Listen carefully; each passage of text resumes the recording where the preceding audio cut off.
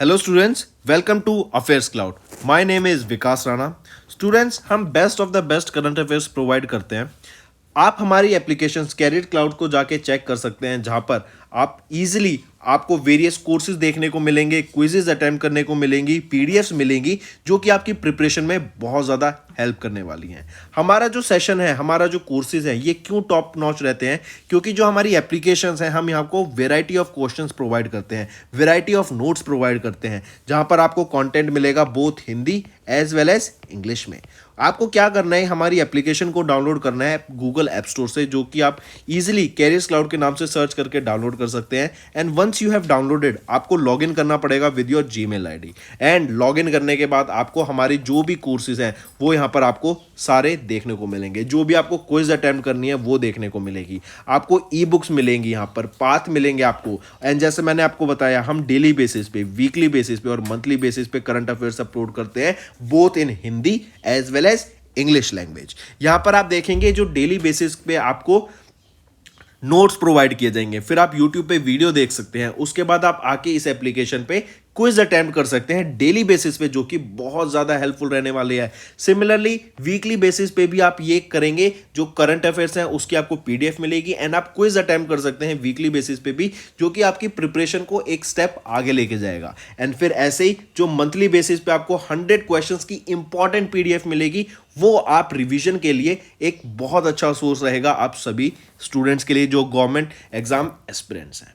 इसी के साथ साथ आप देखेंगे, हम बैंकिंग और इकोनॉमी के करंट अफेयर्स प्रोवाइड करते हैं आपको। हम state wise current affairs provide करते हैं, चाहे वो उत्तराखंड, उत्तर प्रदेश, त्रिपुरा, तेलंगाना, कोई भी स्टेट हो। नॉट जस्ट दिस फ्रेंड्स, इसी के साथ साथ देखेंगे हम आपको टॉपिक वाइज करंट अफेयर्स भी प्रोवाइड करते हैं, और ये टॉपिक्स बहुत ज़्यादा इंपॉर्टेंट होते हैं। टॉपिक्स देखें तो जैसे important days, national affairs, international affairs, sports, defence, science and technology, apps and web portals, name the topic, और आपको उस टॉपिक के यहाँ पे करंट अफेयर्स देखने को मिलेंगे। जो भी गवर्नमेंट स्कीम्स लॉन्च की जाती हैं, जो भी एमओयू साइंस किए जाते हैं, जो भी इंडेक्सेस एंड रिपोर्ट्स आती हैं, वो सारी हमारे द्वारा कवर की जाती हैं, ताकि स्टूडेंट को one of the best experience मिल सके करंट अफेयर्स का, और उनको इधर उधर ढूंढना ना पड़े कंटेंट, जहां पर हम आपको सारा कंटेंट एक ही जगह पे प्रोवाइड।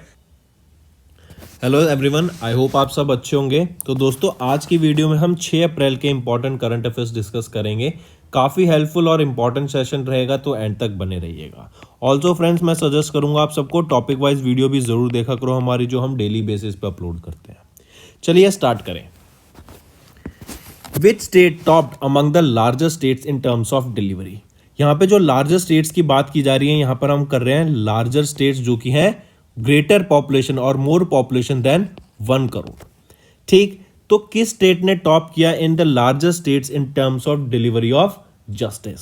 तो अभी एक रिसेंटली 3rd एडिशन रिलीज किया गया था एक रिपोर्ट का, इंडिया जस्टिस रिपोर्ट। इस रिपोर्ट में बताया गया कि अगर हम टर्म्स ऑफ डिलीवरी की बात कर रहे हैं, कि मतलब जो जस्टिस, लोगों ने कुछ कोई गलत काम किया, उन पे केस हुआ और वहां पर फिर उनको सजा मिली, तो उस केस में और लोगों के साथ जो गलत हुआ उनको पूरा जस्टिस मिला, न्याय मिला, उसके लिए अगर देखा जाए तो कर्नाटका ने टॉप किया है इन terms of larger states in delivery of justice.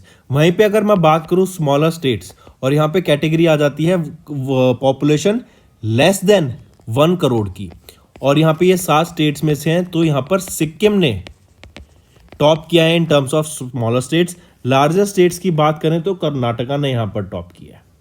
ठीक है, याद रखेंगे। कर्नाटका फर्स्ट पोजीशन पे, सेकंड पे आ जाता है आपका तमिलनाडु, और थर्ड पे आ जाता है आपका Telangana. Next, 3rd edition of India justice Report, Karnataka ने टॉप किया, तमिलनाडु सेकंड, तेलंगाना थर्ड, और स्मॉलर स्टेट्स की बात करें तो Sikkim in terms of the delivery of justice. Next question, अभी एक 14 मेंबर की पैनल सेटअप किया गया। किसके द्वारा सेटअप किया गया? Ministry of housing and urban affairs के द्वारा ये 14 मेंबर की कमेटी सेटअप की गई। और बेसिकली ये कमेटी क्या काम करेगी कि जो स्टॉल्ड रियल एस्टेट्स प्रोजेक्ट्स है ना, उसके ऊपर ध्यान देगी। मतलब जो भी रियल एस्टेट का प्रोजेक्ट है, अब रियल एस्टेट में क्या जाता है, आपकी कमर्शियल शॉप्स, ऑफिसेज, आपकी रेजिडेंशियल बिल्डिंग्स, और यहाँ पे लोगों का फिर जो पैसा इन्वेस्ट होता है ना, तो वो वेस्ट हो जाता है अगर ये प्रोसेस हॉल्ट पे आ जाता है या स्टॉल्ड हो जाता है या रुक जाता है। रीजन क्या है कि काफी जो बिल्डर्स होते हैं, डेवलपर्स होते हैं, वो बैड प्रैक्टिसेस फॉलो करते हैं। And between the period of 2010 to 2015 के बीच में आप देखेंगे बहुत सारे ऐसे प्रोजेक्ट्स थे जो कि स्टॉल हो गए थे। खासकर अगर मैं यूपी की बात करूं तो ग्रेटर नोएडा में आप देखेंगे एक प्रोजेक्ट है, एनबीसीसी ने भी टेक ओवर किया है, अम्रपाली का। वहां पर क्या है, वो भी सेम केस था कि काफी सारे टाइम से वहां पर क्या है, लोगों ने पैसा इन्वेस्ट किया है लेकिन वो वहां पे फ्लैट्स ही नहीं बना के दे रहे थे। अब सुप्रीम कोर्ट ने गाइडेंस दी है, अब सुप्रीम कोर्ट ने गाइडलाइंस दी है एनबीसीसी को कि वो यहां पर जाके इस अमरपाली को कंस्ट्रक्ट करें एंड लोगों के जो फ्लैट्स इन्होंने बहुत पहले बुक कराए थे उनको पूरा करके यहाँ पर दे। तो सिमिलरली जो रियल एस्टेट प्रोजेक्ट्स रुके हुए हैं उनके ऊपर एग्जामिन करने के लिए उनको कि वहाँ पर क्या क्या चीज़ें हो सकती हैं, उसको कैसे हम पूरा कर सकते हैं, क्या क्या दिक्कतें आ रही हैं, कितनी फंडिंग की ज़रूरत पड़ेगी, कहाँ से फंडिंग आएगी, तो इस सब के ऊपर रिपोर्ट बना के सबमिट करने की बात की गई इस 14 मेंबर कमेटी के द्वारा, जो कि ministry of housing and urban affairs ने सेटअप की। अब क्वेश्चन पूछ रहा है कि ये कमेटी किसके द्वारा हेड की जाएगी, तो अमिताभ कांत जी के द्वारा इस कमेटी को हेड किया जाएगा। ठीक है, और ये 14 मेंबर की कमेटी रहेगी। अमिताभ कांत की बात करें तो ये G20 शेरपा भी हैं। ठीक है, ये फॉर्मर नीति आयोग के सीईओ भी रह चुके हैं। ठीक है, और इस कमेटी को विद इन 6 मंथ अपनी रिपोर्ट देनी होगी from the date of first meeting. तो आप यहां देख सकते हैं Ministry of housing and urban affairs ने एक 14 मेंबर का पैनल सेटअप किया to examine the stalled real estate project, जो कि हेड किया जाएगा अमिताभ कांत जी के द्वारा। नेक्स्ट, गवर्नमेंट ऑफ इंडिया, इन्होंने recently granted GI geographical indication tag which is the what is the total number of GI tag so far. देखो अभी recently हमने बात की थी कंगड़ा टी की। कंगड़ा टी को यूरोपियन जीआई टैग मिला था, यूरोपियन यूनियन का जीआई टैग, और ये है हिमाचल प्रदेश की। फिर इसके बाद अभी मिर्चा क्या है, ये राइस की एक क्वालिटी है। ठीक है, और ये बिहार से है, इनको भी जीआई टैग दिया गया। और अब पूछा गया कि कितने टोटल नंबर के जीआई टैग हो गए हैं टोटल इंडिया में, तो याद रखना भी 33 नहीं दिए गए, और जो टोटल जीआई टैग हो गए हैं ना वो 465 हो गए हैं। ठीक, यहाँ पर आप देख सकते हैं मिर्चा राइस ऑफ बिहार है, इसको अभी रिसेंटली जीआई टैग मिला। 33 नई टैग मिले, एक बिहार, यूपी, छत्तीसगढ़, तमिलनाडु यहाँ से मिले, और टोटल नंबर ऑफ जो जीआई टैग हो गए ना इंडिया में वो कितने हो गए, 465। जीआई टैग्स दिए जाते हैं ज्योग्राफिकल इंडिकेशन रजिस्ट्री के द्वारा, और ये किसी प्रोडक्ट को, पर्टिकुलर लोकेशन के प्रोडक्ट को सिग्निफाई करते हैं। और जो पहला जीआई टैग दिया गया था इंडिया में दार्जिलिंग टी को दिया गया था फ्रॉम वेस्ट बंगाल।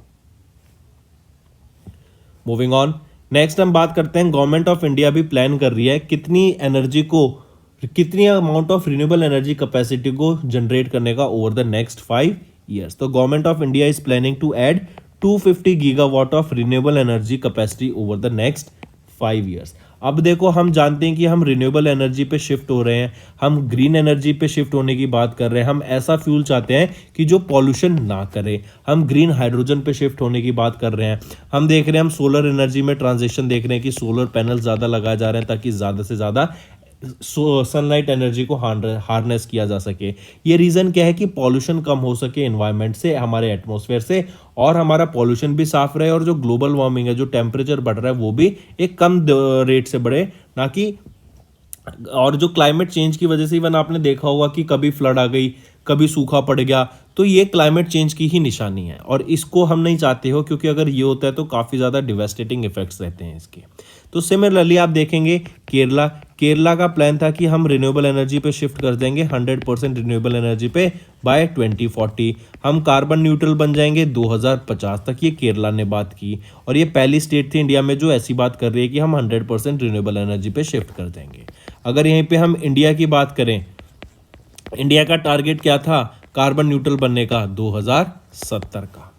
ठीक है, और यहीं पे इंडिया का एक और टारगेट है 500 गीगावाट ऑफ रिन्यूएबल एनर्जी को जनरेट करना बाय 2030, और इसी के लिए यहाँ पे 250 गीगावाट ऑफ एनर्जी जनरेट करने की बात की गई इन द नेक्स्ट 5 ईयर्स, ताकि हम 500 गीगावाट एनर्जी की जो हमारा टारगेट है हम उसको पूरा कर सकें बाय 2030। ठीक है, तो याद रखना गवर्नमेंट ने अनवेल किया plan to add 250 gigawatt of renewable energy capacity next 5 years. ये सोलर एनर्जी से होगा, विंड एनर्जी से होगा। आप यहाँ पे अलग अलग तरीके की एनर्जी भी देखेंगे, जैसे ग्रीन हाइड्रोजन से भी यहाँ पे एनर्जी जनरेट करने की बात की जाएगी, न्यूक्लियर से एनर्जी जनरेट करने की यहाँ पे बात की जाएगी, ठीक है। बायोगैस से एनर्जी जनरेट करने की यहाँ पे बात की जाएगी। Next, who is the first women Indian hockey player to have a stadium named after her. काफी इंपॉर्टेंट क्वेश्चन है, नोट करके चलेंगे। ये former Indian women hockey team की कैप्टन भी रह चुकी हैं और ये पहली वीमेन बनी हैं जिनको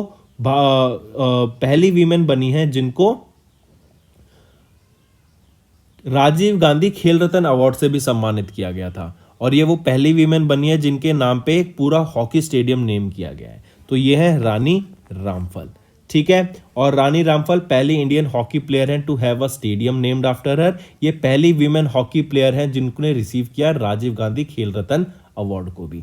2020 में इन्होंने ये रिसीव किया था और इसको तो अब मेजर ध्यानचंद खेल रत्न अवार्ड के नाम से जानते हैं। पद्माश्री से भी इनको 2020 में सम्मानित किया गया था, ठीक है। और जो इनके हॉकी स्टेडियम का नाम है वो क्या रहेगा? Rani's girls hockey turf. Rani's girls hockey turf, ये नेम रहेगा इस हॉकी स्टेडियम का, जो कि पहले द मॉडर्न कोच फैक्ट्री के स्टेडियम नाम से जाना जाता था। और ये राय बरेली यूपी में है और इसका नाम चेंज करके रानीज गर्ल्स हॉकी टर्फ कर दिया गया है। यहाँ पे आप देख सकते हैं इनको राजीव गांधी खेल रत्न अवार्ड से, जो कि अब मेजर ध्यानचंद खेल रत्न अवार्ड है, उनसे सम्मानित किया गया 2020 में। पद्माश्री से भी 2020 में। और ये पहली इंडियन वीमेन हॉकी प्लेयर बनी to have a stadium named after her. और ये पहली वीमेन हॉकी प्लेयर थी to receive the Rajiv Gandhi Khel Ratna award. Next भी काफी इंपॉर्टेंट इंफॉर्मेशन है। कौन सी कंट्री बनी है 31st एलाई ऑफ नाटो? और मैंने बताया था आपको नेटो क्या है, ये एक नॉर्थ अटलांटिक ट्रीटी ऑर्गेनाइजेशन है। ये मिलिट्री अलायंस है कंट्रीज की, 30 नेशन थे, अब 31st बन गई है फिनलैंड। और स्वीडन अभी पाइपलाइन में है, it can be the 32nd nation, लेकिन ऑफिशियली अभी कुछ भी कंफर्म नहीं हुआ है। फिनलैंड का ऑफिशियली हो गया कि ये 31st मेंबर बन गया है नेटो का, राइट। काफी इंपॉर्टेंट, मार्क करेंगे इसको। Moving on. और देखो इससे क्या होगा, क्योंकि देखो रशिया की जो लड़ाई हुई थी ना, रशिया ने जो यूक्रेन पे वॉर किया था, रीजन ये था कि यूक्रेन में ना प्रेजेंस बढ़ रही है और बिल्कुल बॉर्डर पे रखता है, रशिया इधर है यूक्रेन इधर है, तो बिल्कुल बॉर्डर पे जो नेटो की प्रेजेंस है ना वो बढ़ रही है। इसीलिए रशिया ने यूक्रेन पर अटैक किया ताकि नेटो को पीछे धकेला जा सके। लेकिन वहीं पर आप देखेंगे जैसे ये बॉर्डर इधर गया तो यहाँ पर फिनलैंड है, फिनलैंड अब पार्ट बन गया, तो ये एक कहीं ना कहीं स्ट्रेटेजिक तरीके से देखा जाए तो रशिया के लिए एक काफ़ी बड़ी दिक्कत रहने वाली है, क्योंकि अब फिनलैंड और करीब आ गया है, जो कि बिल्कुल बाउंड्री से ही लगता है। नेटो अब बिल्कुल रशिया की बाउंड्री पे आ चुका है, तो कहीं ना कहीं हम देखेंगे कि इसकी वजह से जो एक्सक्लेशन है वॉर का वो आगे और बढ़ेगा। नेक्स्ट यहाँ पे आप देखिए फिनलैंड बना है नेटो का 31st ally on the occasion of NATO 74th anniversary. अगर मैं नेटो की बात करूं तो 4 अप्रैल 1949 को इस्टेब्लिश किया गया था ये, और अभी हमने देखा ये 74th एनिवर्सरी थी 4 अप्रैल को। Moving on. नेक्स्ट बात करते हैं WHO इनफर्टिलिटी प्रेवलेंस एस्टिमेट 1990 से लेकर 2021 के बीच का ये डाटा रिलीज किया गया। इनफर्टिलिटी होती है कि जब आपके बेसिकली आप रिप्रोड्यूस नहीं कर पाए, ठीक है, बीट मेल और फीमेल, आपकी रिप्रोड्यूसिंग कैपेबिलिटी खत्म हो जाती है। तो अभी एक डाटा रिलीज किया गया इस अनफर्टिलिटी के ऊपर ही 1990 से लेके 2021 के बीच में, कि every 1 in 6 adult globally infertility face करता है once in their lifetime. और ये डाटा किसके द्वारा रिलीज किया गया है? WHO के द्वारा इस डाटा को रिलीज किया गया। काफ़ी स्टडीज़ की गई 1990 से 2021 के बीच में, और ये डाटा निकल के आया कि लाइफ टाइम में जो इनफर्टिलिटी है ना वो 1 in every 6 पीपल ऑब्जर्व करते हैं अपने लाइफ टाइम में, ठीक है। चलिए next, global energy transition has made progress but falls short of 1.5 degree Celsius pathway. IRNE WTO की ये रिपोर्ट है 2023 की। देखो हम चाहते हैं कि हमारा जो टेम्परेचर है ना वो 1.5 डिग्री सेल्सियस से ज़्यादा ना बढ़े। इससे ज़्यादा बढ़ेगा तो ग्लोबल वार्मिंग ज़्यादा होगी, टेम्परेचर अर्थ पे ज़्यादा बढ़ेगा और बहुत ज़्यादा हीट होगी। इवन इंडिया में तो अभी बताया गया कि इस साल और आने वाले सालों में आप देखेंगे कि जो टेम्परेचर है वो इतना ज़्यादा बढ़ जाएगा कि it will be beyond survivability limit summer season में। लेकिन वहीं पर अगर हम नई नई तकनीकें यूज़ करते हैं, नई नए हम अपने रिसोर्सेज यूज़ करते हैं, पॉल्यूशन को कम करते हैं, तो कहीं ना कहीं इम्पैक्ट होगा एक, लेकिन धीरे धीरे इम्पैक्ट होगा। ठीक है, हम एकदम क्लाइमेट को चेंज नहीं कर सकते, हम एकदम ट्रांजिशन नहीं ला सकते हैं, ये ट्रांजिशन विद टाइम आएगा और स्लोली स्लोली आएगा। ठीक है, फिर इसी के लिए अभी WTO world energy transition outlook की एक रिपोर्ट रिलीज की गई, IRENA के द्वारा इस रिपोर्ट को रिलीज किया गया बर्लिन जर्मनी में, और यहाँ पे बताया गया कि जो हमारा अभी करंट हम प्रोग्रेस कर रहे हैं, जो करंट हमारे एफर्ट्स हैं सभी कंट्रीज के मिला के हम देखेंगे तो वो अभी अप टू द लेवल नहीं है, अप टू द मार्क नहीं है। मतलब हम शॉर्ट हैं, अभी हमें और मेहनत करनी पड़ेगी कि अगर हम चाहते हैं तो हमारा जो ग्लोबल टेम्परेचर है वो 1.5 डिग्री सेल्सियस से ना बढ़े, तो हमें और मेहनत करनी पड़ेगी, और ज़्यादा इन्वेस्टमेंट करनी पड़ेगी रिन्यूएबल एनर्जी सेक्टर में। एंड हमें ऐसे नए सस्टेनेबल डेवलपमेंट गोल्स जो है, हमारे सस्टेनेबल डेवलपमेंट जो मेथड्स हैं उनको फॉलो करने के लिए स्ट्रिक्ट एक्शंस भी इंप्लीमेंट करने पड़ेंगे, कि अगर हम चाहते हैं कि हमारा टेम्परेचर 1.5 से 2 डिग्री सेल्सियस तक ना बढ़े। ठीक है, तो याद रखेंगे इस रिपोर्ट को। नेक्स्ट आ जाता है यूके 12th मेंबर बन गया है CPTPP का। CPTPP क्या है? Comprehensive and progressive agreement for trans Pacific partnership का 12th मेंबर कौन बन गया है? यूके। याद रखेंगे, इंपॉर्टेंट डायरेक्ट क्वेश्चन। नेक्स्ट आ जाता है फिर banking and finance. IDBI bank ने अभी एक ई बैंक गारंटी सर्विस ऑफर की इन कोलैबोरेशन विद NESL। देखो, बैंक गारंटी पहले इंपॉर्टेंट होती थी, और अगर किसी को बैंक गारंटी लेनी होती ना 3 से 4 दिन का टाइम लग जाता था, और ये पेपर मोड में होती थी, पेपरलेस नहीं, पेपर मोड में होती थी, फिजिकली आपको दी जाती थी, तो 3 से 4 दिन लग जाते थे इसको बैंक गारंटी को। अब ये ई बैंक गारंटी से क्या होगा, इलेक्ट्रॉनिक बैंक गारंटी से क्या होगा, आपका जो ये 3-4 दिन लगते थे ना बैंक गारंटी को, ये 3 से 4 मिनट में ही आपकी बैंक गारंटी आपको मिल जाएगी इन इलेक्ट्रॉनिक फॉर्मेट। दूसरी चीज, ये पेपरलेस होगी, इलेक्ट्रॉनिक होगी। ठीक है, तो मतलब आपको ये भी नहीं कि संभाल के रखनी है, वो आपके ऑनलाइन ही शो होगी। तो ये काफ़ी ज़्यादा यूजफुल रहेगा, टाइम सेविंग रहेगा, एंड क्विक यहाँ से आपकी चीज़ें होंगी। तो IDBI बैंक ने अभी रिसेंटली NESL के साथ कोलैबोरेट किया ताकि ई बैंक गारंटी सर्विसेज को प्रोवाइड किया जा सके, और जो पेपर बेस्ड बैंक गारंटीज थी उनको ख़त्म करके अब इलेक्ट्रॉनिक फॉर्मेट में ये बैंक गारंटी प्रोवाइड कराने की यहाँ पे बात की गई। ठीक है, यहीं पर आपके ई स्टैंप, ई साइन फंक्शन सब कुछ ऑनलाइन प्रोवाइड किए जाएंगे, एंड इससे टाइम भी आपका बहुत ज़्यादा रिड्यूस हो जाएगा। NESL की बात करें तो देबाज्योति राय चौधरी ये आपकी MD एंड CEO रहेंगे, एंड हेडक्वार्टर कहाँ पे रहेगा? मुंबई, महाराष्ट्र। नेक्स्ट, कैनरा बैंक, इन्होंने अभी recently premium payroll account launch किया फॉर सैलरी अकाउंट होल्डर्स। इस प्रीमियम पेरोल पैकेज में क्या होगा कि यहीं पर आपको काफ़ी सारी इंश्योरेंस टर्म्स भी मिल जाएंगी, जैसे फ्री टर्म लाइफ इंश्योरेंस मिल जाएगा, instant overdraft, free personal air accident insurance coverage मिल रहा है आपको, अलग फीचर जैसे insta overdraft, free personal air accident insurance cover, premium cards, term life insurance, ये सारे फीचर भी आपको इस अकाउंट के साथ ही साथ मिलेंगे, और ये कैनरा बैंक के द्वारा लॉन्च किया गया premium payroll account. Moving on, next बात करते हैं NBCC। मैंने अभी बताया था कि सुप्रीम कोर्ट ने NBCC को ऑर्डर दिया है कंस्ट्रक्शन पूरी करने के लिए अम्रपाली प्रोजेक्ट्स की, जो कि ग्रेटर नोएडा में है, यूपी में। ठीक है, उनको खत्म करने, प्रोजेक्ट्स को पूरा करने की बात की गई। अभी NBCC की ही बात करें तो NBCC ने अभी एक MOU साइन किया ताकि 1 लाख कंस्ट्रक्शन कर सके हाउसिंग यूनिट्स की इन जाम्बिया। आई रिपीट, NBCC जिसको नेशनल बिल्डिंग कंस्ट्रक्शन कॉर्पोरेशन बोलते हैं, इन्होंने एक MOU साइन किया सिरिरोको एंटरप्राइज लिमिटेड के साथ, ये जाम्बिया में है, और यहाँ पे 1 lakh low and medium cost houses को बनाने की बात की गई in Zambia because of the acute shortage of housing in Zambia. ठीक है, तो NBCC जाम्बिया में 1 लाख हाउसिंग यूनिट्स को बना रहा है। Next, who is the richest person in Asia. देखो, एशिया के, इंडिया के रिचेस्ट पर्सन कौन है? वो है मुकेश अंबानी।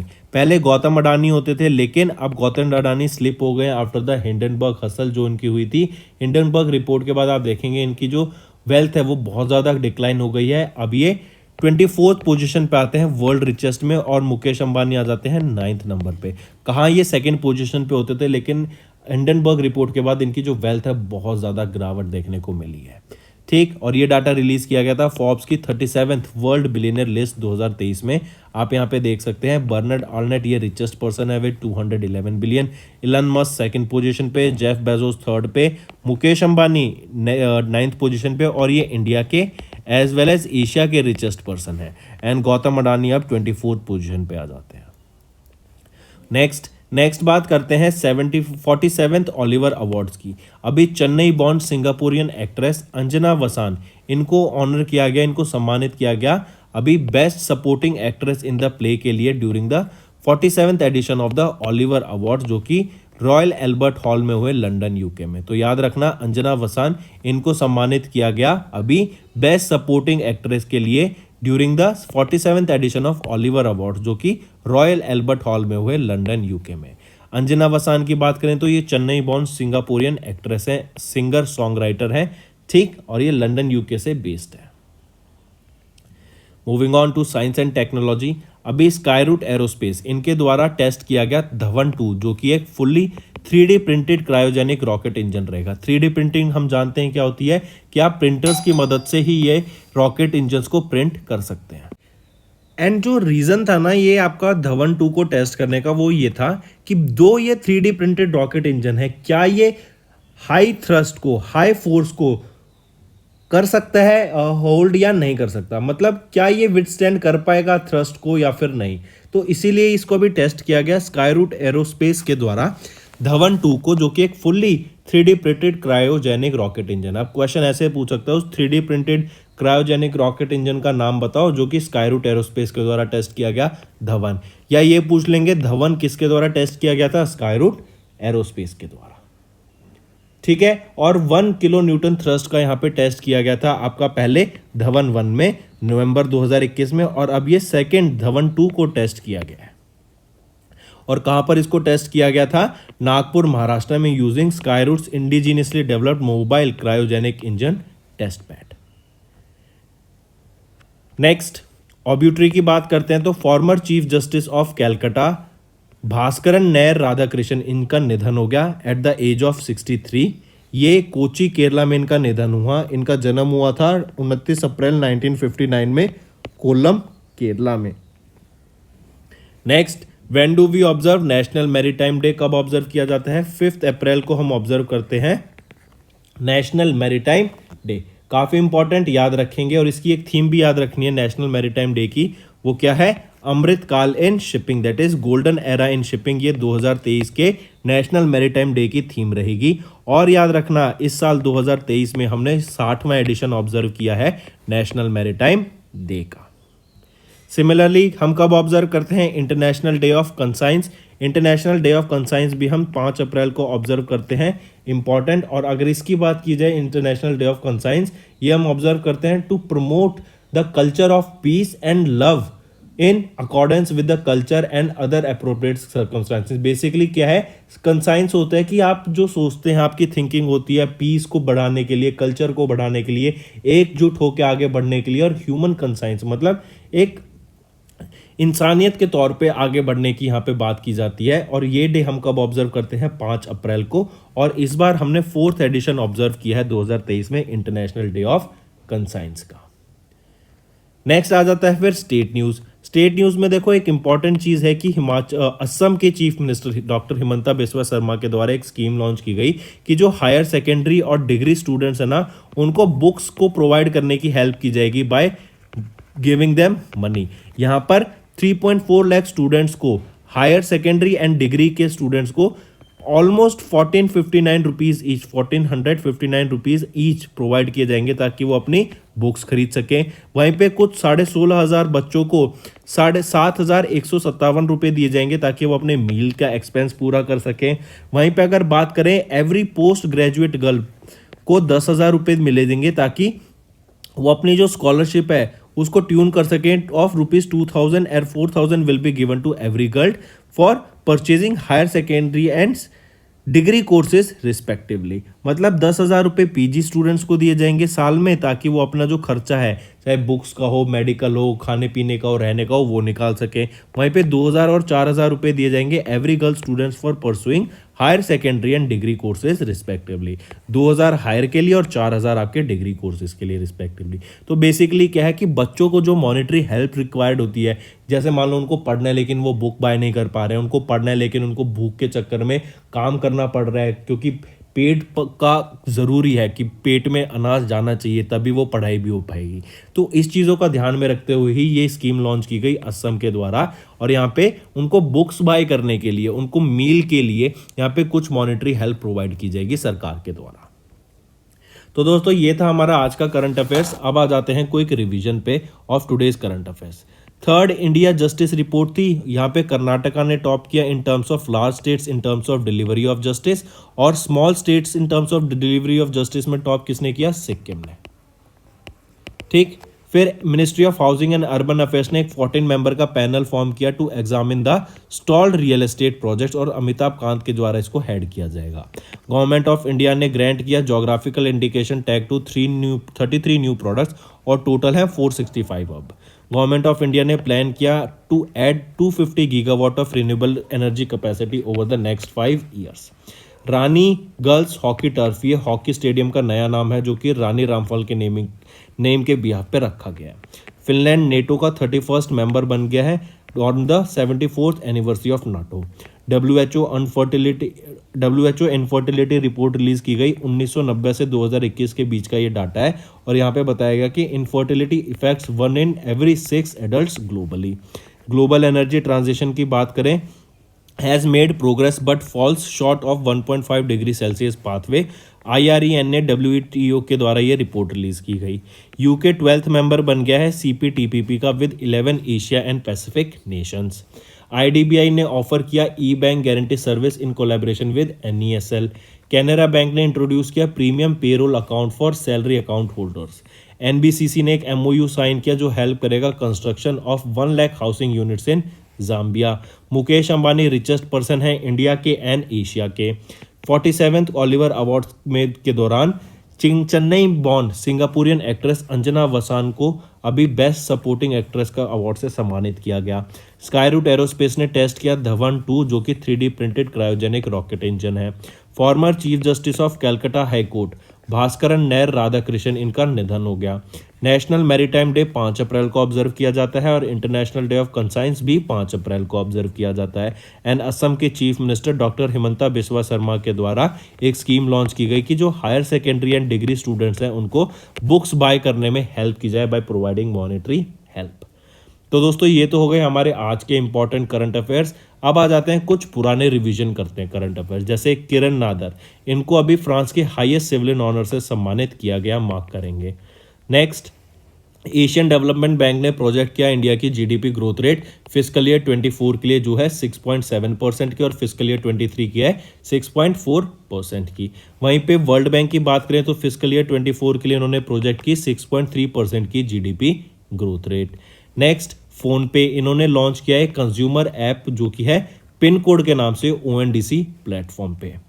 नेक्स्ट आ जाता है फिर 10th एनुअल इंडियन नेवी और श्रीलंकन नेवी के बीच में एक एक्सरसाइज हुई, 10th एडिशन था सिलिनेक्स। कहाँ पर हुई? कोलंबो में इस एक्सरसाइज को कंडक्ट कराया गया। फिर international children books day observe किया जाता है 2 अप्रैल को, और रीजन क्या है कि बच्चों को बुक्स पढ़ाने का एंकरेज करने के लिए कि बुक्स पढ़नी चाहिए उनको, ये डे ऑब्जर्व किया जाता है। अगर हम बात करें मैड्रिड स्पेन मास्टर्स 2023 की, तो यहाँ पे आप देख सकते हैं PV सिंधु, इन्होंने भी रिसेंटली सिल्वर मेडल जीता है या सेकंड पोजीशन पे आई है in this Madrid Spain masters. तो दोस्तों ये हो गए रिवीजन के करंट अफेयर्स। अब आ जाते हैं आपके होमवर्क पर। पहला, सिलिनेक्स किस कंट्री के द्वारा होस्ट की गई? सेकंड, स्लार दे एटाकामा, ये लार्जेस्ट सॉल्ट फ्लैट फाउंड है, किस कंट्री में इसको फाउंड किया गया? सी लम्प्रे, ये भी रिसेंटली न्यूज़ में था, ये किस स्पीशीज से बिलोंग करती हैं? तो ये 3 आपके होमवर्क क्वेश्चंस हैं फ्रेंड। आई होप आपको सेशन पसंद आया तो लाइक करना, कमेंट करके ज़रूर बताना। इन दोनों चीज़ों से मेरे को बड़ी मोटिवेशन मिलेगी कि मैं आपके लिए बेटर कंटेंट ला सकूँ ऑन डेली बेसिस, और इससे क्या होगा, आपको भी प्रिपरेशन में ज़्यादा हेल्प मिलेगी कि अगर मैं अच्छा कंटेंट बनाऊंगा तो आपको भी पढ़ने में मज़ा आएगा। और अगर आपको लगता है कि आज आपने कुछ नया सीखने को मिला है तो कमेंट करके ज़रूर बताना कि आपको क्या नया सीखने को मिला। So that's all for the day, friends. Thank you and have a nice day.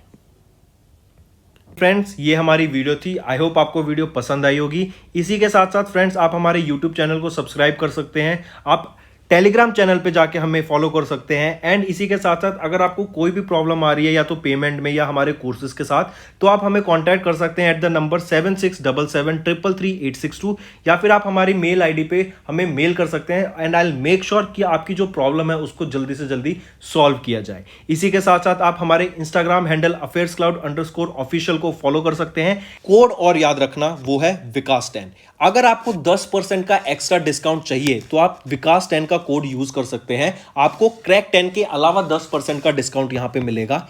और इसी के साथ साथ अगर आपको कोई भी इश्यू आ रहा है हमारी एप्लीकेशन से रिलेटेड, वेबसाइट से रिलेटेड, या आपका कोर्स परचेज नहीं हो रहा, या आपका कोर्स परचेज हो गया, पैसे कट गए हैं, या कोई भी इशू आ रहा है, तो आप हमें कॉन्टैक्ट कर सकते हैं एट द नंबर 9677333862, या फिर आप मेल कर सकते हैं support@affairscloud.com पे। एंड आई मेक श्योर हमारा रिप्रेजेंटेटिव आपको जल्दी से जल्दी आपको रीच करेगा एंड आपकी प्रॉब्लम को सॉल्व करेगा।